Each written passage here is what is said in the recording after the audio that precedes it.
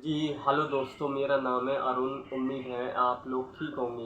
दोस्तों, हरियाणा विधानसभा चुनाव के बीच सोनीपत से कांग्रेस उम्मीदवार सुरेंद्र पंवार को पंजाब और हरियाणा हाई कोर्ट ने बरी कर दिया है। हाई कोर्ट ने उनके खिलाफ दर्ज अवैध माइनिंग और मनी लॉन्ड्रिंग केस को खारिज कर दिया है। इसके साथ ही पंवार की गिरफ्तारी को अवैध करार दिया है। ये केस ईडी ने दर्ज किया था।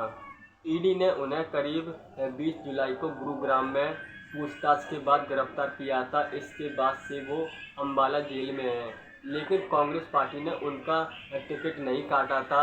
सुरेंद्र पंवार 2019 में कांग्रेस के टिकट पर सोनीपत से चुनाव जीतकर विधायक बने थे।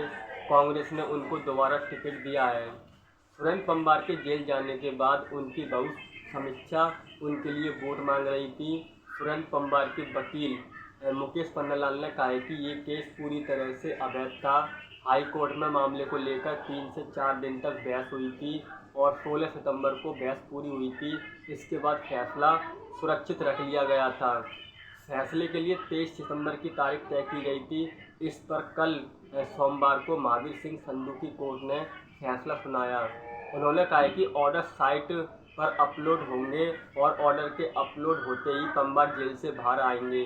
और यह खबर उनके परिवार वालों और सभी कांग्रेस समर्थकों के लिए बहुत खुशी की बात है। बीजेपी पार्टी ने सोनीपत सीट से कांग्रेस के पूर्व नेता नगर निगम के मेयर निखिल मदान को चुनावी मैदान में उतारा है। हालांकि बीजेपी प्रत्याशी यहां अभी गुटबाजी का सामना कर रहे हैं। दूसरी तरफ सुरेंद्र पंवार के जेल में होने से उनका चुनाव प्रचार भी प्रभावित हो रहा था। उनके पीछे उनकी बहू समीक्षा मैदान में लगातार डटी हुई थी और सोनीपत के सांसद सतपाल ब्रह्मचारी भी कांग्रेस प्रत्याशी के लिए चुनाव प्रचार में पहुंचे थे। लेकिन इन सबके बावजूद सुरेंद्र पंवार की कमी खल रही थी।